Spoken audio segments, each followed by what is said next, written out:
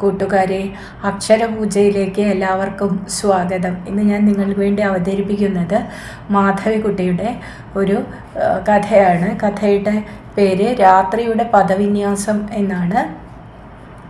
അപ്പോൾ നമുക്ക് കഥയിലേക്ക് കിടക്കാം.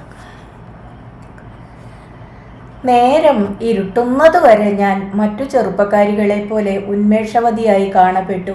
എനിക്കുള്ള സൗന്ദര്യമോ സമ്പത്തോ വിദ്യാഭ്യാസ യോഗ്യതയോ കൈവശമില്ലാത്ത യുവതികളെ പറ്റി പരിഹസിച്ചു സംസാരിക്കുക, അവരെപ്പറ്റി അപവാദങ്ങൾ പറഞ്ഞു വരുത്തുക മുതലായ വിനോദങ്ങളിൽ ഞാൻ താല്പര്യം പ്രകടിപ്പിച്ചു. പ്രകാശം പരത്തുന്ന ഒരു പെൺകുട്ടിയാണ് ഞാൻ എന്ന് എൻ്റെ അയൽപ്പക്കത്ത് രമ്യഹർമ്മ്യങ്ങളിൽ ജീവിക്കുന്നവർ അഭിപ്രായപ്പെട്ടു. അമ്മയില്ലാതെ വളരേണ്ടി വന്ന എനിക്ക് വാത്സല്യം നൽകുവാൻ മിക്ക മധ്യവയസ്കകളും തയ്യാറായി. എൻ്റെ അച്ഛൻ്റെ കണ്ണിൽപ്പെടുവാനും അദ്ദേഹത്തിൻ്റെ മനസ്സിൽ പുനർവിവാഹ ചിന്തകൾ ഉണർത്തുവാനും വൃദ്ധകന്യകകൾ കിണഞ്ഞ് പരിശ്രമിച്ചു. സുഗന്ധദ്രവ്യങ്ങൾ പുരട്ടി മുഖം കൂടുതൽ വെളുപ്പിച്ച് ഷിഫോൺ സാരിയും ധരിച്ച് അച്ഛനെ കാണുവാൻ വന്നെത്തിയ ഏതു നാഗരികാംഗനയെയും അച്ഛൻ കൗശലപൂർവ്വം എൻ്റെ മുറിയിലേക്ക് അയച്ചു. എൻ്റെ ഏകപുത്രിയെ സന്തോഷിപ്പിക്കുവാൻ കഴിവുള്ള ഒരുത്തിക്ക് മാത്രമേ തൻ്റെ രണ്ടാം ഭാര്യയായി ജീവിക്കുവാൻ അധികാരമുള്ളൂവെന്ന് ആ പ്രവൃത്തി പ്രഖ്യാപിച്ചു. സുഭകനും സമ്പന്നനുമായ എൻ്റെ അച്ഛനിൽ ആകൃഷ്ടരായി എത്രയെത്ര പരിഷ്കൃത വനിതകൾ എൻ്റെ മുറിയിലേക്ക് എന്നിൽ വാത്സല്യം ചുരത്തുവാൻ ഓടിയെത്തി. മോളെ, കൊച്ചോമനെ എന്നൊക്കെ വിളിച്ച് അവർ തങ്ങളുടെ പോർമുലകളിലേക്ക് എൻ്റെ മുഖം ചായ്ച്ച് കാമത്തിൻ്റെ കണ്ണുനീർ വീഴ്ത്തി. എൻ്റെ മുഖത്തേക്ക് നോക്കുമ്പോൾ അതിന് അച്ഛൻ്റെ മുഖത്തോടുള്ള സാദൃശ്യം മാത്രമാണ് അവർ കണ്ടത്. അച്ഛൻ്റെ കൂട്ടുപുരികം എനിക്കുമുണ്ടായിരുന്നു. അച്ഛൻ്റെ മെലിഞ്ഞ് വില്ലിൻ്റെ ആകൃതിയിലുള്ള ചുണ്ടുകളും. എനിക്ക് ആ സ്ത്രീകളോട് എന്നും വെറുപ്പ് മാത്രമേ തോന്നിയുള്ളൂ.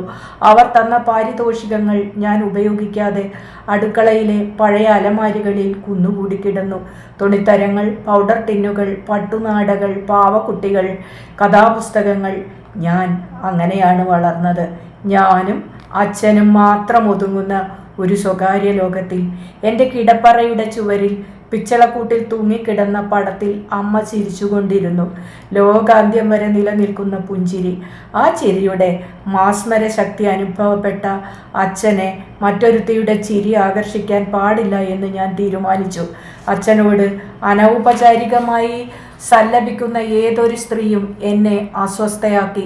അങ്ങനെയുള്ള സന്ദർശകർ ഞാൻ ബാല്യകാലത്തിൽ വായിച്ച സിൻഡ്രല്ല എന്ന കഥയിലെ രണ്ടാനമ്മയെ ഓർമ്മിപ്പിച്ചു. അതുകൊണ്ടാവാം അന്ന് പ്രതീക്ഷിക്കാതിരിക്കവേ അച്ഛൻ ഒരു സ്ത്രീയെ വീട്ടിലേക്ക് ഉച്ചഭക്ഷണത്തിന് കൊണ്ടുവന്നപ്പോൾ എനിക്ക് വല്ലായ്മ തോന്നിയത്. അവർ എന്നെ പരിചയപ്പെട്ടപ്പോൾ പുഞ്ചിരി തൂകി. എൻ്റെ മൂർധാവിൽ തലോടുവാൻ അവർ മുതിർന്നു. ഞാൻ നിന്ദ പ്രദർശിപ്പിക്കാൻ ഉതകുന്ന ഒരു മുഖഭാവം പുറത്തെടുത്തു. എൻ്റെ നെറ്റി ചൂടിഞ്ഞു. എൻ്റെ കണ്ണുകളുടെ നോട്ടം മൂർച്ചയുള്ള ഒരു കത്തി പോലായി. വേദന തട്ടിപ്പുളയുന്നത് പോലെ ആ സ്ത്രീ പെട്ടെന്ന് മുഖം തിരിച്ച് ചുമരിൽ ചാരി നിന്നു. ഞങ്ങൾ അന്യോന്യം കൈമാറിയ നിശബ്ദത അച്ഛൻ്റെ ശ്രദ്ധയെ ആകർഷിച്ചു. മുഖം കഴുകുന്നതിനിടയിൽ വാഷ് ബേസിനിൽ നിന്ന് കണ്ണുകൾ ഉയർത്തി അദ്ദേഹം ആദ്യം എന്നെയും പിന്നീട് അതിഥിയെയും നോക്കി ചിരിക്കുവാൻ ശ്രമിച്ചു. എന്താണ് നിങ്ങൾ രണ്ടുപേരും തമ്മിൽ സംസാരിക്കാത്തത്? അച്ഛൻ ചോദിച്ചു. ശ്രീദേവിക്ക് എന്നെ ഇഷ്ടപ്പെട്ടില്ല എന്ന് തോന്നുന്നു. താനൊരു നേരം പോക്ക് പറയുന്ന മട്ടിൽ അശ്രദ്ധയോടെ ആ സ്ത്രീ പുഞ്ചിരിച്ചുകൊണ്ട് പ്രസ്താവിച്ചു. ഇവൾക്ക് ആരെയും ഇഷ്ടപ്പെടാതെ വന്നിട്ടില്ല. നിങ്ങളെപ്പോലെ പരിഷ്കൃതയായ ഒരു ബുദ്ധിജീവിയെ അവൾക്ക് ഇഷ്ടപ്പെടാതിരിക്കുവാൻ വയ്യ, അച്ഛൻ പറഞ്ഞു. ആ കഥയുടെ തലമുടിയുടെ നിറം ബലിക്കാക്കകളുടെ ചിറകുകളുടെ കടും കറുപ്പായിരുന്നു. വിളർത്ത മുഖത്തിന് ആ കറുത്ത ചട്ടക്കൂട് നന്നായി ചേർന്നു. ചുണ്ടിൽ ചുവന്ന ലിപ്സ്റ്റിക്കും കവിളിൽ ഇളം ചുവപ്പ് റൂഷും അവർ ഉപയോഗിച്ചിരുന്നു.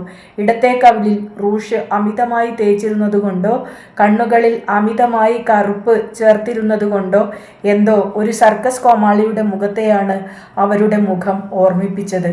പുരുഷന്മാരെ ആകർഷിക്കുവാൻ ദിവസേന മുഖത്താകെ ചായം തേക്കേണ്ടി വരുന്ന മധ്യവയസ്കകളോട് എനിക്ക് പുച്ഛം മാത്രമല്ല അനുകമ്പയും തോന്നാറുണ്ടായിരുന്നു. ഞങ്ങളുടെ വീടും തോട്ടവും സർവ്വധനവും കരസ്ഥമാക്കുവാൻ വേണ്ടി മാത്രം അച്ഛനെ ആരാധിക്കുന്നുവെന്ന് നടിക്കുന്ന ആ സ്ത്രീയെ ഞാൻ കണ്ട മുഹൂർത്തം തൊട്ട് വെറുത്തു തുടങ്ങി. അവരുടെ ഭക്ഷണ രീതിയും എനിക്ക് ഇഷ്ടപ്പെട്ടില്ല. ഒരു പക്ഷിക്ക് തിന്നാൻ കഴിയുന്നത്ര ആഹാരം മാത്രമേ അവർ അരമണിക്കൂറിനുള്ളിൽ പതുക്കെ പതുക്കെ അകത്താക്കിയുള്ളൂ. പാത്രങ്ങൾ പൊക്കിക്കാണിക്കുമ്പോൾ അവർ അച്ഛനോട് തൻ്റെ പുരികങ്ങൾ ഉയർത്തിക്കൊണ്ട് പറയും, അയ്യോ, ഇതെല്ലാം തിന്നാൽ എൻ്റെ ശരീരത്തിൻ്റെ കനം കൂടിപ്പോകും. അവരുടെ ശരീരത്തിന് വാസ്തവത്തിൽ ഉയരത്തിന് വേണ്ട കനമുണ്ടായിരുന്നില്ല. അവരുടെ മുലകൾക്ക് ചെറുനാരങ്ങകളുടെ വലിപ്പം മാത്രമേ ഉണ്ടായിരുന്നുള്ളൂ. നീല ഷിഫോൺ സാരിയിൽ പൊതിഞ്ഞുവെച്ച പൃഷ്ഠഭാഗം ഒട്ടിയും ചതഞ്ഞുമിരുന്നു. സ്ത്രീത്വത്തിലധികം പൗരുഷമുണ്ടായിരുന്നു ആ രൂപത്തിലും ശരീരഘടനയിലും. എന്നിട്ടും അവരുടെ മുഖത്തു നിന്ന് കണ്ണെടുക്കുവാൻ അച്ഛൻ വിഷമിക്കുന്നതായി എനിക്ക് തോന്നി. അവരുടെ കണ്ണുകളും എൻ്റെ അച്ഛൻ്റെ കണ്ണുകളും അദൃശ്യമായ ഒരു ചരട് കൊണ്ട് ആരോ ബന്ധിച്ചിട്ടതുപോലെ. ശ്രീദേവി, ഇതാണ് മാനസികാശുപത്രി ഭരിക്കുന്ന ഡോക്ടർ മാലതി. എനിക്ക് എന്തെങ്കിലും ഭ്രാന്ത് പിടിച്ചാൽ എന്നെ സൗജന്യമായി ചികിത്സിക്കാമെന്ന് മാലതി പറഞ്ഞിരിക്കുന്നു. അച്ഛൻ പൊട്ടിച്ചിരിച്ചുകൊണ്ട് പറഞ്ഞു. ഞാൻ ചിരിച്ചില്ല. അച്ഛനും ഭ്രാന്ത് പിടിപെട്ടാൽ എനിക്ക് അതിനെപ്പറ്റി ഓർത്ത് ചിരിക്കാനാവില്ലല്ലോ. അച്ഛനും ഡോക്ടർ മാലതിയും വെറും അസംബന്ധങ്ങൾ കൈമാറി ചിരിച്ചുകൊണ്ടിരുന്നു. അച്ഛന് ആ സ്ത്രീയുടെ സാമീപ്യം ഹൃദ്യമായിരുന്നുവെന്ന് വെപ്പുകാരും വിളമ്പുകാരും എന്നോടൊപ്പം മനസ്സിലാക്കി. 3:30 മണിക്ക് ചായ കുടിച്ചതിനു ശേഷം അച്ഛൻ തനിച്ച് ഡോക്ടറെ തൻ്റെ കാറിൽ വീട്ടിലോ ആശുപത്രിയിലോ വിട്ടു. അച്ഛൻ മടങ്ങി വരുന്നതിന് മുമ്പ് വേലക്കാർ ഞാൻ കേൾക്കെ തന്നെ ആ സ്ത്രീയെ വിമർശിച്ചു. യജമാനനെ അവർ മയക്കി കഴിഞ്ഞിരിക്കുന്നു എന്ന് വെപ്പുകാരൻ ഉറപ്പിച്ചു പറഞ്ഞു. കല്യാണം കഴിച്ചു കൊണ്ടുവന്നാൽ തങ്ങളല്ല, ശ്രീദേവിക്കുട്ടിയാണ് വിഷമിക്കുക എന്ന് ഒരു വൃദ്ധ അഭിപ്രായപ്പെട്ടു. അച്ഛൻ ആ സ്ത്രീയെ കല്യാണം കഴിച്ചാൽ ഞാൻ ഈ നിമിഷത്തിൽ വീട് വിട്ട് എങ്ങോട്ടെങ്കിലും പോവും, ഞാൻ പ്രസ്താവിച്ചു. കുട്ടി ഈ വീട് വിട്ട് എങ്ങും പോവരുത്. കുട്ടിക്ക് അവകാശമുള്ള വീടാണത്. ഒരു രണ്ടാനമ്മയ്ക്ക് എറിഞ്ഞുകൊടുത്ത് കുട്ടി ഈ നാട്ടിൽ നിന്ന് പോയാൽ അവർക്കെന്ത് നഷ്ടം? വെപ്പുകാരൻ ചോദിച്ചു. നഷ്ടം ശ്രീദേവിക്കുട്ടിക്ക് തന്നെ, എൻ്റെ പോറ്റമ്മയായ വൃദ്ധ പറഞ്ഞു. അന്ന് സന്ധ്യയ്ക്ക് തന്നോടൊന്നിച്ച് TV കണ്ടുകൊണ്ടിരിക്കുവാൻ അച്ഛൻ എന്നെ ഉമ്മറത്തളത്തിലേക്ക് ക്ഷണിച്ചു. ഞാൻ ആ ക്ഷണം അവഗണിച്ചു. എൻ്റെ മുറിയിൽ തന്നെ ഭക്ഷണ സമയം വരെ പുസ്തക വായനയിൽ വ്യാപൃതയായി സമയം ചെലവാക്കുവാൻ ഞാൻ തീരുമാനിച്ചു. ഡോക്ടർ മാലതിയോട് അടുക്കുംതോറും ഞാൻ അച്ഛനിൽ നിന്ന് അകന്നകന്ന് ആ സ്ത്രീയെ എൻ്റെ വീട്ടിൽ എൻ്റെ രണ്ടാനമ്മയായി സ്വീകരിക്കുന്ന ദിവസം വരുമ്പോഴേക്കും ഞാൻ തികഞ്ഞ ഒരപരിചിതയായി മാറണമെന്നായിരുന്നു എൻ്റെ ഉദ്ദേശം. അവരെ ജീവിത പങ്കാളിയാക്കുന്ന അച്ഛന് എൻ്റെ ആവശ്യമില്ലല്ലോ. വാസ്തവത്തിൽ അമ്മ മരിച്ച ദുർദിനം മുതൽ ഈ 15 വർഷക്കാലവും ഞാനായിരുന്നു എൻ്റെ അച്ഛൻ്റെ ജീവിത പങ്കാളി. ഞാൻ തിരഞ്ഞെടുത്ത വസ്ത്രങ്ങൾ അദ്ദേഹം ധരിച്ചു. ഞാൻ ഇഷ്ടപ്പെട്ട ദമ്പതികളെ മാത്രം അദ്ദേഹം വീട്ടിലെ സൽക്കാരങ്ങളിലേക്ക് ക്ഷണിച്ചു. എന്നിട്ടും പൊടുന്നനെ എവിടെ നിന്ന് ആവിർഭവിച്ചു ഈ ഡോക്ടർ മാലതി? ഏത് മൺകൂനയിൽ നിന്ന് പുറത്തു വന്നു ഈ ചാണകപ്പുഴു? അച്ഛനുമായുള്ള ഈ ശീതയുദ്ധത്തിൽ വേലക്കാർ എൻ്റെ വശത്തായിരുന്നു. ഗൃഹനാഥയുടെ കൽപ്പനകൾ ഒരിക്കലും അനുസരിക്കേണ്ടി വന്നിട്ടില്ല എന്നു പറഞ്ഞ് അന്യോന്യം അനുമോദിച്ചിരുന്നവർ ഡോക്ടർ മാലതിയെ വെറുത്തു. അവർ ഊണ് കഴിക്കാൻ വരുന്ന ദിവസം സസ്യപദാർത്ഥങ്ങളിൽ അമിതമായ ഉപ്പ് ചേർക്കുവാൻ അവർ ഉത്സാഹം കാണിച്ചു. മാംസബുക്കുകളായ ഞാനും അച്ഛനും അത്തരം കറികളൊന്നും ചോറിൻ്റെ കൂടെ കഴിച്ചിരുന്നില്ല. ഡോക്ടർ മാലതി ഉന്നത കുലജാതയാണെന്നും അവർ മത്സ്യമാംസാദികൾ ഭക്ഷിക്കുകയില്ലെന്നും അച്ഛൻ വെപ്പുകാരനോട് പറഞ്ഞിരുന്നു. അവർ അതിഥിയായി വരുന്ന ദിവസം അവർക്ക് വേണ്ടി പാകം ചെയ്യുന്ന സാമ്പാറിലും അവിയലിലും മറ്റും ഒരിക്കലും ഉള്ളിയോ വെളുത്തുള്ളിയോ ചേർക്കരുതെന്നും അച്ഛൻ ആജ്ഞാപിച്ചു. അവർ ഒരിക്കൽ തങ്ങളുടെ ഒപ്പം ഭക്ഷണം കഴിച്ചിരുന്നപ്പോൾ ഞാൻ സസ്യബുക്കുകളെ പരിഹസിച്ചു. ഡോക്ടർ മാലതി ഭക്ഷണം കഴിക്കുന്നത് പെട്ടെന്ന് നിർത്തി എൻ്റെ നേർക്ക് നോക്കി. മാംസബുക്കുകൾ വാസ്തവത്തിൽ ശവന്തീനികളാണ്, അവർ പറഞ്ഞു. ആടിനെ വെട്ടിക്കൊന്ന ദിവസം തന്നെ പാചകം ചെയ്ത് കഴിക്കുന്നവരെ ശവന്തീനികളാണെന്ന് പറയാമോ? ഞാൻ ചോദിച്ചു. കൊല്ലപ്പെട്ട ഏത് ജീവിയും ശവമാണ്, ഡോക്ടർ മാലതി പറഞ്ഞു. എൻ്റെ കണ്ണുകൾ നിറഞ്ഞൊഴുകി. അവരുമായി ശണ്ട കൂടി ജയിക്കുവാൻ സാധ്യമല്ലെന്ന് ആ നിമിഷത്തിൽ എനിക്ക് ബോധ്യമായി. കാരണം അന്നു മുതൽ അച്ഛൻ ഒരു സസ്യബുക്കായി മാറി. ഞാൻ എടുത്തുകാട്ടിയ പൊരിച്ച കോഴിയും അദ്ദേഹം സ്വാദ് നോക്കിയതേയില്ല. മനുഷ്യൻ വർഷങ്ങളായി ജന്തുക്കളോട് ചെയ്യുന്ന മഹാപാപം കാരണമാണ് ലോകമെമ്പാടും മനുഷ്യരാശി ശപിക്കപ്പെട്ട വർഗമായത് എന്ന് ഡോക്ടർ മാലതി പറഞ്ഞു. ജന്തുക്കളോട് ചെയ്ത പാപം അല്ല, ചെയ്തുകൊണ്ടേയിരിക്കുന്ന പാപം എന്നും നമ്മെ ശിക്ഷിക്കപ്പെട്ടവരാക്കുമെന്നും ശിക്ഷയ്ക്ക് അർഹരാക്കുമെന്നും അവർ പറഞ്ഞു. എന്തു ശിക്ഷയാണ് നാം അനുഭവിക്കുന്നത്? ഞാൻ ചോദിച്ചു. ക്യാൻസറും എയ്ഡ്സും അണ്വായുധ യുദ്ധഭീതിയും എല്ലാം നമുക്ക് ജന്തുക്കളുടെ ശാപം മൂലം അനുഭവിക്കേണ്ടി വരുന്ന ശിക്ഷകളാണ്, അവർ പറഞ്ഞു. മാലതി, വിഷയം മാറ്റുക. ശ്രീദേവിയെ പേടിപ്പിക്കേണ്ട ആവശ്യമില്ല, എൻ്റെ അച്ഛൻ പറഞ്ഞു ലാഘവത്തോടെ, ഒരു പുഞ്ചിരിയോടെ. തീരെ ഗൗരവമറ്റവയാണെന്ന് അച്ഛൻ അഭിനയിച്ചു. പിന്നീട് അച്ഛൻ തൻ്റെ സ്നേഹിതമാരോട് പറഞ്ഞു, ശ്രീദേവിയെ ഒരുത്തന് വിവാഹം ചെയ്തു കൊടുത്താൽ എനിക്ക് പിന്നെ യാതൊരു വറയുമില്ല. 18 വയസ്സു മാത്രം പ്രായമുള്ള മകളെ അവൾക്ക് ഇഷ്ടമുള്ള കാലത്തോളം പഠിപ്പിക്കുവാൻ അവർ ഓരോരുത്തരും അച്ഛനെ ഉപദേശിച്ചു. ശ്രീദേവി വെറും കുട്ടിയല്ലേ, അവൾ കുറച്ചു കാലം കൂടി കളിച്ചു വളരട്ടെ. ശ്രീദേവി ഇറങ്ങിപ്പോയാൽ ഈ വീട് അന്ധകാരത്തിലാവും. ഒരിക്കൽ അമ്മയുടെ സ്നേഹിതയായിരുന്ന അമ്മിണിയമ്മ പറഞ്ഞു. അവരുടെ ഭർത്താവും ആ അഭിപ്രായം പിന്താങ്ങി. അന്ന് രാത്രി ഉറക്കം വരാതെ കുറേ നേരം തിരിഞ്ഞും മറിഞ്ഞും കിടന്നതിനു ശേഷം ഞാൻ കിടക്കയിൽ നിന്ന് എഴുന്നേറ്റ് ഞങ്ങളുടെ വീടിൻ്റെ തളങ്ങളിലും കമനീയമായി അലങ്കരിച്ച മുറികളിലും ചുറ്റിക്കറങ്ങി. അച്ഛന് പൂജയിലും പ്രാർത്ഥനയിലും വിശ്വാസമുണ്ടായിരുന്നില്ല.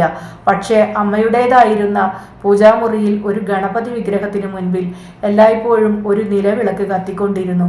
വീട്ടിലെ കെടാവിളക്ക്. അതിൻ്റെ മുന്നിലും വിഷാദത്തോടെ നമസ്കരിച്ചു. നീയുണ്ടായിട്ടും ഈ വീട്ടിലെ ശാന്തി തകരുകയാണല്ലോ, ഞാൻ മന്ത്രിച്ചു. വിളക്കിലെ തിരി പ്രതികരിച്ചില്ല. സൽക്കാരമുറിയിലും തളങ്ങളിലും അലങ്കാര വസ്തുക്കളായി വെച്ച വിഗ്രഹങ്ങൾക്ക് മുന്നിലും ഞാൻ തലകുനിച്ചു. എന്നെ സഹായിക്കുവാനാണെങ്കിലും ഡോക്ടർ മാലതിയെ നശിപ്പിക്കുവാൻ ഞാൻ അവയോട് യാചിച്ചു. 2 ഏക്കറോളം പരന്നുകിടക്കുന്ന തോട്ടവും അതിലെ ഫലവൃക്ഷങ്ങളും പൂന്തോപ്പുകളും എൻ്റേതല്ലാതായാൽ, ഈ മനോഹര ഗൃഹം മറ്റൊരുത്തിയുടെ ഉടമസ്ഥതയിൽ ചെന്നുപെട്ടാൽ ഒരു നിമിഷം ജീവിച്ചിരിക്കുകയില്ല എന്ന് ഞാൻ ആരോടെന്നില്ലാതെ പ്രഖ്യാപിച്ചു. എൻ്റെ വളർത്തുപൂച്ച മ്യാവ് എന്ന് ശബ്ദിച്ചു. നിന്റെ സ്ഥാനവും നഷ്ടപ്പെടും, ഞാൻ അവളോട് പറഞ്ഞു. എനിക്ക് യാതൊന്നിനെയും വ്യക്തമായി കാണുവാൻ കഴിഞ്ഞില്ല. എൻ്റെ കണ്ണുനീർ കവിളുകളിലും കഴുത്തിൻ്റെ കീഴിലും ഇറ്റിറ്റ് വീണു. എന്നിൽ വന്നു ചേർന്ന പരിവർത്തനം അച്ഛനെ നിരാശനാക്കി. പിന്നീട് കോപിഷ്ഠനും. എൻ്റെ സമരത്തിന് കീഴടങ്ങി മാലതി എന്ന സ്ത്രീയെ ഉപേക്ഷിക്കുവാൻ അച്ഛൻ തയ്യാറായില്ല. എൻ്റെ അച്ഛൻ 16 വർഷങ്ങൾ ഒരു സ്ത്രീയുടെ സഹവാസമില്ലാതെ എനിക്ക് വേണ്ടി മാത്രം അത്തരം സുഖങ്ങൾ ത്യജിച്ച് ജീവിച്ചുവെന്നും ഇനിയെങ്കിലും യൗവനം വെടിയാത്തവനും അരോഗദൃഢഗാത്രനുമായ അദ്ദേഹം വിവാഹിതനാവുന്നതിൽ പ്രതിഷേധം രേഖപ്പെടുത്തരുതെന്നും അച്ഛൻ്റെയും അമ്മയുടെയും മിത്രങ്ങൾ എന്നോട് പറഞ്ഞു. ശ്രീദേവി കല്യാണം കഴിഞ്ഞ് ഈ വീട് വിടുമ്പോൾ അച്ഛനെ ആരാണ് പരിചരിക്കുക? അവർ എന്നോട് ചോദിച്ചു. അച്ഛന് ഏകാന്തത കൊടുക്കാതിരിക്കുവാനായി എന്നും ഒരവിവാഹിതയായി ആ വീട്ടിൽ ജീവിച്ചു കൊള്ളാമെന്ന് ഞാൻ പറഞ്ഞപ്പോൾ അവർ എൻ്റെ പ്രസ്താവന ഗൗരവമായി എടുത്തില്ല. നിന്നെപ്പോലെ ഒരു സുന്ദരിക്കുട്ടി അവിവാഹിതയായി ഷെൽഫിൽ കയറിക്കൂടുകയോ? അത് സാധ്യമല്ല. 2-3 വർഷങ്ങൾക്കുള്ളിൽ നിന്റെ ഗേറ്റിൽ ചെറുപ്പക്കാർ ക്യൂ നിന്നു തുടങ്ങും, അമ്മിണിയമ്മ പറഞ്ഞു. എൻ്റെ കോളേജിൽ എന്നോടൊപ്പം പഠിച്ചിരുന്ന യുവാക്കളിൽ ഒരുത്തനും എന്നെ ആകർഷിച്ചിട്ടില്ല. ഞാൻ അവരിൽ ഓരോരുത്തനെയും എൻ്റെ അച്ഛനായി താരതമ്യപ്പെടുത്തി. ഉരുക്കിൻ്റെ കമ്പികൾ പോലെയുള്ള നരച്ച ഇഴകൾ അവിടെവിടെയായി പ്രദർശിപ്പിക്കുന്ന ആ ശിരസും വൃത്തിയും സൗകുമാര്യവുമുള്ള കൈവിരലുകളും രാമച്ചത്തിൻ്റെ സുഗന്ധമുള്ള സോപ്പ് മാത്രം ഉപയോഗിക്കുന്ന അച്ഛൻ്റെ സാമീപ്യം വിളിച്ചറിയിക്കുന്ന സുഗന്ധവും ഞാനെങ്ങനെ മറക്കും? ഇളം നിറങ്ങളിലുള്ള പട്ടു ഷർട്ടുകൾ മാത്രം അദ്ദേഹം ധരിച്ചു. അച്ഛൻ്റെ വസ്ത്രധാരണത്തിൻ്റെ അന്തസ്സ് യുവാക്കളെ എൻ്റെ കാഴ്ചപ്പാടിൽ വെറും പാമരന്മാരാക്കി. അവരുടെ ഉച്ചത്തിലുള്ള സംഭാഷണ രീതി എന്നെ നീരസപ്പെടുത്തി. നിയന്ത്രണമില്ലാത്ത സ്വരങ്ങളും. എൻ്റെ അച്ഛൻ്റെ സ്വരം മൃദുലവും പൗരുഷമുള്ളതുമായിരുന്നു. ആ സ്വരം കഴുത്തിനും കീഴിൽ ഹൃദയാന്തർഭാഗത്തു നിന്ന് ഉത്ഭവിക്കുന്ന ശബ്ദമായിരുന്നു. അതിൻ്റെ വേരുകൾ മിടിക്കുന്ന ഹൃദയത്തിലായിരുന്നു. അതുകൊണ്ടാവാം അച്ഛൻ തൻ്റെ ചില്ലറ ആവശ്യങ്ങൾക്കായി എന്നെ വിളിക്കുന്നത് നിർത്തിയപ്പോൾ ഞാൻ പെട്ടെന്ന് ദരിദ്രയായി എന്ന് എനിക്ക് തോന്നിപ്പോയത്. അവർക്ക് ഇഷ്ടപ്പെട്ടു. മനുഷ്യരെ തൊടാതെ യാത്ര ചെയ്യണം എന്ന് നിർബന്ധമാണെങ്കിൽ സ്വന്തം കാറിൽ പോവായിരുന്നില്ലേ? ഒരുത്തൻ എന്നോട് ചോദിച്ചു. എല്ലാവരും ഉറക്കെ ചിരിച്ചു. പിന്നെ ആദ്യം വന്ന സ്റ്റോപ്പിൽ ഞാൻ ബസ്സിൽ നിന്ന് ധൃതിയിൽ ഇറങ്ങി. ക്ഷീണം തീർക്കുവാനും ദേഷ്യം തണുപ്പിക്കുവാനുമായി ഞാൻ ഒരു വൃക്ഷത്തണലിൽ ഇരുന്നു. എൻ്റെ തലയ്ക്ക് മീതെ പക്ഷികൾ ചിലച്ചു. എനിക്ക് ചുറ്റും മധ്യാഹ്ന വെയിൽ ചെറിയ മഞ്ഞ പരവതാനികൾ വിരിച്ചു. ഞാൻ ഉണർന്നപ്പോൾ യൂണിഫോം ധരിച്ച ചില സ്ത്രീ പുരുഷന്മാർ എന്നെ പിടിച്ചു പൊന്തിച്ച് ഒരു സ്റ്റേഷൻ വാഗണിൽ കയറ്റി. യമദൂതന്മാരായിരിക്കുമോ അവർ എന്ന് ഞാൻ ശങ്കിച്ചു. എന്നെ എങ്ങോട്ടാണ് കൊണ്ടുപോകുന്നത്? ഞാൻ ചോദിച്ചു. അവർ എന്നെ ഒരു സീറ്റിൽ കിടത്തി. എൻ്റെ കൈത്തണ്ടമേൽ എന്തോ കുത്തിവെച്ചു. വണ്ടിയിൽ എൻ്റെ തലയ്ക്കൽ അതുവരെ മിണ്ടാതെയും ഇളകാതെയും ഇരുന്നിരുന്ന ഒരാൾ പറഞ്ഞു, മാനിക് ഡിപ്രസീവ് ആണ്, നിയന്ത്രിക്കാൻ ശ്രദ്ധ വേണം. ഞാനൊരു മാനിക് ഡിപ്രസീവ് ആണെന്നോ? നിങ്ങൾ എന്ത് ഗൂഢാലോചന കഴിഞ്ഞാണ് എന്നെ പിടിക്കാൻ വന്നത്? അടിയിൽ നിന്ന് നഗ്നങ്ങളായ കാലുകൾ ഞാൻ പ്രയാസപ്പെട്ട് വലിച്ചെടുത്തു. മെലിഞ്ഞ് തൊലി പരുത്ത കാലുകൾ. ഇല്ല, എൻ്റെ കാലുകളാണെന്ന് ഞാനെങ്ങനെ വിശ്വസിക്കും? പനിനീർപ്പൂവിൻ്റെ ഇതളിനെ അനുസ്മരിപ്പിക്കുന്ന എൻ്റെ തൊലി എങ്ങനെ ഇത്ര ഭയാനകമായി രൂപാന്തരപ്പെട്ടു? എൻ്റെ കാലുകൾ മറ്റു വല്ലവർക്കും നൽകി അവളുടെ വികൃതങ്ങളായവ എൻ്റെ ശരീരത്തിൽ ചേർത്ത് തുന്നിയോ ഇവിടുത്തെ ഡോക്ടർമാർ? ഒരു കണ്ണാടി തായി, എനിക്ക് എൻ്റെ മുഖം കാണണം, ഞാൻ പറഞ്ഞു. കണ്ണാടി കാണിച്ചു തരാൻ ഡോക്ടറുടെ സമ്മതം കിട്ടിയിട്ടില്ല, ഒരു പരിചാരിക പറഞ്ഞു. എൻ്റെ മുഖം എനിക്ക് കാണുവാൻ ഏത് ഡോക്ടറുടെ അനുവാദമാണ് ലഭിക്കേണ്ടത്? ഞാൻ ഉച്ചത്തിൽ ചോദിച്ചു. ഇതെന്തൊരു ശപിച്ച സ്ഥലമാണ്. ശ്രീദേവി, മറ്റന്നാൾ ഓണമാണ്. നിന്നെ വീട്ടിലേക്ക് കൊണ്ടുപോവാനാണ് ഞങ്ങൾ വന്നത്. ഒരാഴ്ച കഴിഞ്ഞ് നിനക്ക് ഇങ്ങോട്ട് മടങ്ങണമെന്ന് തോന്നിയാൽ ഞങ്ങൾ നിന്നെ മടക്കിക്കൊണ്ടുവരാം, അച്ഛൻ പറഞ്ഞു. ഞാൻ തലകുലുക്കി. ഈ ഗൗൺ ധരിച്ചുകൊണ്ട് ഞാൻ എങ്ങനെ യാത്ര ചെയ്യും? ഞാൻ ചോദിച്ചു. സാരിയും മറ്റും മാലതി കൊണ്ടുവന്നിട്ടുണ്ട്, അച്ഛൻ പറഞ്ഞു. ഡോക്ടർ മാലതി എൻ്റെ ചുമലിൽ തൻ്റെ കൈവച്ചു. എഴുന്നേൽക്കൂ, വസ്ത്രം മാറ്റി നമുക്ക് വീട്ടിലേക്ക് പോകാം.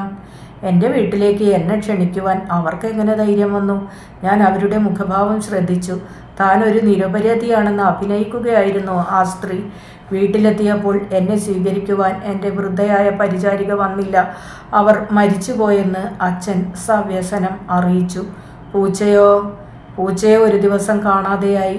മാലതി അതിനെ ജീവനോടെ കുഴിച്ചിട്ടിരിക്കണമെന്ന് ഊഹിക്കുവാൻ എനിക്ക് വിഷമമുണ്ടായില്ല. മാലതി എന്ന സ്ത്രീയുടെ ഹൃത്തടത്തിൽ ജനിക്കുന്ന ഓരോ കുബുദ്ധിയും എനിക്ക് മനസ്സിലാക്കുവാൻ കഴിഞ്ഞു. എന്നെ കുളിപ്പിക്കുവാനും വസ്ത്രം ധരിപ്പിക്കുവാനും പരിചാരികമാർ ഉണ്ടായിരുന്നു. എൻ്റെ ഭക്ഷണം കിടപ്പുമുറിയിലേക്ക് ഒരു വലിയ മരത്തട്ടിലാക്കി കൊണ്ടുവന്നു തരാനും ഊണ് കഴിയുമ്പോൾ എച്ചിൽ കിണ്ണങ്ങൾ എടുത്തു മാറ്റുവാനും പരിചാരികമാർ ഉണ്ടായിരുന്നു. പക്ഷേ എന്നെ ആശ്ലേഷിക്കുവാനോ ചുംബിക്കുവാനോ ആരും ആ വീട്ടിൽ തയ്യാറായിരുന്നില്ല. അച്ഛൻ കൂടി എന്നെ തൊടുവാൻ വിസമ്മതിച്ചു. അച്ഛനെ എന്നെ കാണുമ്പോഴൊക്കെ ഒരു മരവിപ്പ് അനുഭവപ്പെടുന്നത് പോലെ എനിക്ക് തോന്നി. എൻ്റെ സൗന്ദര്യം പോയതുകൊണ്ടാണോ അച്ഛൻ എന്നെ തൊടാത്തത്? ഞാൻ ഉറക്കെ ചോദിച്ചു. നിലക്കണ്ണാടിയിൽ എൻ്റെ പുതിയ രൂപം പ്രതിഫലിച്ചു കണ്ടപ്പോൾ ഞാൻ വിഷണ്ണയായി. നിറം മങ്ങി, എല്ലും തോലും മാത്രമായി ഒരുത്തിയുണ്ട് എൻ്റെ മുമ്പിൽ. വാക്കുകൾ പൊട്ടിയ പല്ലുകളും വെളിപ്പെടുത്തി ചിരിച്ചുകൊണ്ട് നിൽക്കുന്നു. എപ്പോഴാണ് എൻ്റെ മനോഹരങ്ങളായ പല്ലുകൾ പൊട്ടി വികൃതങ്ങളായത്? എനിക്കൊന്നും ഓർമ്മ വന്നില്ല. ഭ്രാന്താശുപത്രിയിൽ വെച്ച് നടന്ന സംഭവങ്ങൾ ഓർക്കുവാൻ എനിക്ക് കഴിഞ്ഞില്ല. എത്ര ശ്രമിച്ചിട്ടും അവിടെ രോഗികൾക്കൊപ്പം കഴിഞ്ഞിരുന്ന പെൺകുട്ടി ഞാൻ തന്നെയായിരുന്നു എന്ന് വിശ്വസിക്കാൻ എനിക്ക് സാധിച്ചില്ല. മടങ്ങേണ്ട ദിവസമായപ്പോൾ അച്ഛൻ പറഞ്ഞു, മാലതി, ഇനി അവൾ അങ്ങോട്ട് മടങ്ങേണ്ട. ഇപ്പോൾ അവളെ കൊണ്ട് യാതൊരു കുഴപ്പവുമില്ല. അവളെ നോക്കാൻ അനവധി വേലക്കാരുമുണ്ട്. ഡോക്ടർ മാലതി എൻ്റെ കണ്ണുകളിലേക്ക് ചുഴിഞ്ഞു നോക്കി. അവരുടെ കണ്ണുകൾ പാതാളക്കരണ്ടികളാണെന്ന് എനിക്ക് തോന്നി. പഴയ കിണറുകളിൽ കിടക്കുന്ന ചെളി കളയുന്ന പാതാളക്കരണ്ടികൾ. ഞാൻ കാരണമില്ലാതെ തന്നെ വിറച്ചു. എൻ്റെ കൈത്തലം വിയർത്തു. ശരി, പരീക്ഷിക്കാം, ഡോക്ടർ മാലതി പറഞ്ഞു. ഞാൻ നന്ദി സൂചകമായി പുഞ്ചിരി തൂകി. ഞാൻ സംസാരിച്ചു തുടങ്ങിയാൽ മറ്റുള്ളവർ എൻ്റെ വാക്കുകളിൽ ഒരസാധാരണത്വം ദർശിക്കുന്നത് കാലക്രമേണ എനിക്ക് ബോധ്യമായി. അതുകൊണ്ട് ഞാൻ മറ്റുള്ളവർ അടുത്തുള്ളപ്പോൾ നിശബ്ദത പാലിച്ചു. തനിച്ച് എൻ്റെ കിടപ്പറയിൽ സമയം ചെലവഴിക്കുമ്പോൾ ഞാൻ സ്വതന്ത്രയായി ആരോടെന്നില്ലാതെ അഭിപ്രായ പ്രകടനം നടത്തി. എൻ്റെ ഫലിതോക്തികൾ എന്നെ തന്നെ പൊട്ടിച്ചിരിപ്പിച്ചു. അങ്ങനെ കാലം ചെല്ലുന്തോറും എൻ്റെ മനസ്സിൽ നിന്ന് ആത്മനിന്ദയുടെ ചിന്തകൾ നീങ്ങിപ്പോയി. ഡോക്ടർ മാലതി എൻ്റെ സ്വകാര്യ ജീവിതത്തിൽ തലയിടാൻ ശ്രമിച്ചില്ലെങ്കിൽ അവരെ രണ്ടാനമ്മയായി അംഗീകരിക്കാനും അവരെ ആദരിക്കാനും ഞാൻ തയ്യാറായിരുന്നു. നിലയ്ക്ക് നിർത്തണം, ഞാൻ പറഞ്ഞു. ഉമ്മറത്തളത്തിൽ ഒരു സിഗരറ്റും വലിച്ചുകൊണ്ട് ഉലാത്തിയിരുന്ന അച്ഛൻ എൻ്റെ നേർക്ക് നോക്കി. നീ എന്തെങ്കിലും എന്നോട് പറഞ്ഞുവോ ശ്രീദേവി? ഇല്ല, ഞാൻ പറഞ്ഞു. പലപ്പോഴും ഞാൻ വല്ലതും പറഞ്ഞാൽ അത് കേട്ട് അച്ഛൻ എന്നോട് നീ വല്ലതും പറഞ്ഞോ ശ്രീദേവി എന്ന് ചോദിച്ചാൽ ഞാൻ ഉടനെ നിഷ്കളങ്ക ഭാവാഭിനയത്തോടെ പറയും, ഇല്ലല്ലോ, ഞാൻ നിശബ്ദതയിലും സംഭാഷണ ശകലങ്ങൾ കേൾക്കുന്നുവെന്ന് അച്ഛൻ ഒരു ദിവസം മാലതിയോട് പറഞ്ഞു. ആ സ്ത്രീയുടെ മുഖം വിളർത്തു. അച്ഛനെയും ഭ്രാന്താശുപത്രിയിലേക്ക് കൊണ്ടുപോവേണ്ടി വരുമെന്ന് അവർ വിചാരിച്ചിരിക്കാം. ഒരു രാത്രി ഉറക്കഗുളികകൾ കഴിക്കുവാൻ മെനക്കെടാതെ ഞാൻ വിളക്കണച്ചു കിടന്നു. ആ രാത്രിയിലാണ് ഞാൻ ആദ്യമായി തോട്ടത്തിലെ ചരൽ വഴിയിൽ കൂടി ആരോ സാവധാനം നടന്നു വരുന്നുവെന്ന് മനസ്സിലാക്കിയത്. ഒരു നേർത്ത പദവിന്യാസം. ഞാൻ ജനലിൻ്റെ അടുത്തേക്ക് ചെന്നു. തോട്ടത്തിൽ കൂരിരുട്ടായിരുന്നു. എൻ്റെ ടോർച്ച് എടുത്ത് ഞാൻ തോട്ടത്തിലെ ഇരുൾ നീക്കുവാൻ ശ്രമിച്ചു. പുൽത്തകിടിയും ചരൽ വഴിയും പൂച്ചെടികളും മരങ്ങളും ഞാൻ ടോർച്ചിൻ്റെ ചലിക്കുന്ന വെളിച്ചത്തിൽ നിരീക്ഷിച്ചു. ആരെയും എനിക്ക് കാണുവാൻ കഴിഞ്ഞില്ല. ആരാണത്? ഞാൻ ഉറക്കെ ചോദിച്ചു. പദവിന്യാസം വിലച്ചു. ആരാണ്? ഞാൻ വീണ്ടും ഭയചകിതയായി ചോദിച്ചു. ആരും മറുപടി പറഞ്ഞില്ല. എൻ്റെ നിദ്രയെ അജ്ഞാത വ്യക്തിയുടെ പദവിന്യാസം ഭംഗപ്പെടുത്തി. എനിക്ക് ഭയം വർദ്ധിച്ചു വന്നു. ആരോ എന്നെ വധിക്കുവാൻ തയ്യാറെടുക്കുകയാണെന്ന് ഞാൻ ഭയപ്പെട്ടു. ഡോക്ടർ മാലതി എന്നെ കൊല്ലുവാൻ വല്ലവർക്കും പണം കൊടുത്തിരിക്കുമോ? തൻ്റെ ജീവിതം കൂടുതൽ സന്തുഷ്ടികരമാവാൻ വേണ്ടി അവർ അത് ചെയ്തുകൂടായികയില്ല. ഞാൻ മരിച്ച് എൻ്റെ പൂച്ചയെപ്പോലെ മണ്ണിനടിയിൽ നിക്ഷേപിക്കപ്പെട്ടാൽ അച്ഛനും സ്വസ്ഥത കിട്ടും. എൻ്റെ മരണത്തോടെ എന്നോടുള്ള ഉത്തരവാദിത്തം അവസാനിപ്പിക്കാമല്ലോ. വേലക്കാർ കൂട്ടം കൂടി ഇരുന്ന് സംസാരിക്കുന്ന സ്ഥലമായിരുന്നു അടുക്കളയുടെ പുറത്തുള്ള കോലായ. അവിടെ അവരുടെ ഇരയിൽ ഇരുന്ന് അവരുടെ സംഭാഷണം ശ്രദ്ധിച്ചു കേൾക്കുവാൻ എനിക്ക് എന്നും ഉത്സാഹം തോന്നിയിരുന്നു. ആ വൃത്യജനങ്ങൾക്കിടയിൽ ഇരിക്കുമ്പോൾ എനിക്ക് ഒരിക്കലും അപകർഷതാബോധം അനുഭവിക്കേണ്ടി വന്നിട്ടുമില്ല. ആദ്യത്തിൽ ചിലർ പറയുമായിരുന്നു, ശ്രീദേവിക്കുട്ടി ഇവിടെ ഇരിക്കണ്ട, അച്ഛൻ ഞങ്ങളെയാണ് ചീത്ത പറയുക. ഞാൻ ഇളകിയില്ല. ഒടുവിൽ അവർ എൻ്റെ സാമീപ്യത്തെപ്പറ്റി പരാതി പറയാതെയായി. ഞാനും അവരുടെ ഒരു കൂട്ടുകാരിയായി. പൂച്ച അടുത്ത് വരുമ്പോൾ മുഖത്തും കൈകളിലും കഴുത്തിലും തൊലി ചുവന്ന് തകിടിക്കുമായിരുന്നു അവർക്ക്. ഒരു ദിവസം വെപ്പുകാരൻ പറഞ്ഞു. ആർക്ക്? നമ്മുടെ യജമാനത്തിക്ക്. അയാൾ പറഞ്ഞു. അതൊരു അലർജിയാണെന്ന് അവർ പറഞ്ഞിരുന്നു. വേലക്കാരി പറഞ്ഞു. അതുകൊണ്ട് അവർ പൂച്ചയെ ജീവനോടെ കുഴിച്ചിട്ടിരിക്കും. ഞാൻ പറഞ്ഞു. എൻ്റെ സ്വരത്തിൽ നിന്ന് ക്ഷോഭം മാറ്റി നിർത്തുവാൻ ഞാൻ ശ്രമിച്ചു. കുഴിച്ചിട്ടിട്ടൊന്നുമില്ല. അതിനെ ഒരു ദിവസം രാവിലെ ഞങ്ങൾ പാല് കൊടുക്കാൻ വിളിച്ചപ്പോൾ അത് വന്നില്ല. ഒരിടത്തും അതിനെ കാണാൻ കഴിഞ്ഞില്ല. വെപ്പുകാരൻ പറഞ്ഞു. കുട്ടിയെ തേടിപ്പോയിരിക്കുമെന്ന് ഞങ്ങൾക്ക് തോന്നി. വേലക്കാരികളിൽ ഒരാൾ പറഞ്ഞു. രാത്രി നേരത്ത് അതിനെ ഒരു സഞ്ചിയിലാക്കി തോട്ടത്തിൽ കുഴിച്ചിട്ടിരിക്കും. ഞാൻ പറഞ്ഞു.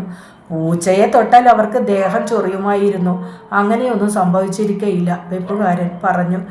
കൈക്കൂലി കൊടുത്ത് അതിനെ കൊല്ലിച്ചിരിക്കണം. ഞാൻ പറഞ്ഞു. വൃത്യർ കുറച്ചു നേരം ഒരഭിപ്രായവും പറഞ്ഞില്ല. പിറ്റേന്ന് കറുത്ത വാവായിരുന്നു. എനിക്ക് ഉറക്കം വന്നില്ല. തലയ്ക്കുള്ളിലും പൂർണ്ണമായ അന്ധകാരം വന്നു നിറഞ്ഞിരിക്കുന്നുവെന്ന ഒരു തോന്നൽ എന്നെ ദുർബലയാക്കി.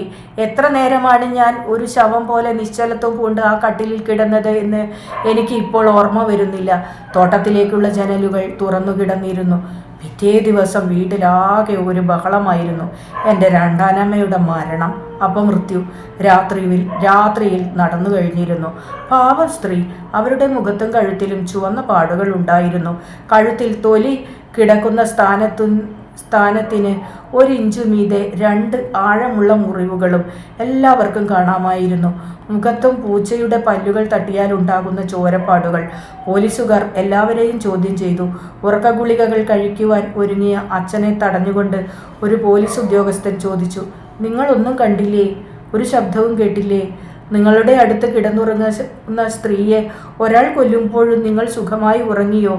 അച്ഛൻ സാധാരണയായി 2-3 ഉറക്ക ഗുളികകൾ കഴിക്കാറുണ്ടായിരുന്നു. അതുകൊണ്ടാവാം അച്ഛൻ്റെ ഉറക്കം കനത്തുപോയത്. പക്ഷേ അവർക്കുണ്ടോ ആ കഥ വിശ്വസിക്കാൻ സാധിക്കുന്നു? മണിക്കൂറോളം അവർ അച്ഛനെ ചോദ്യം ചെയ്തു.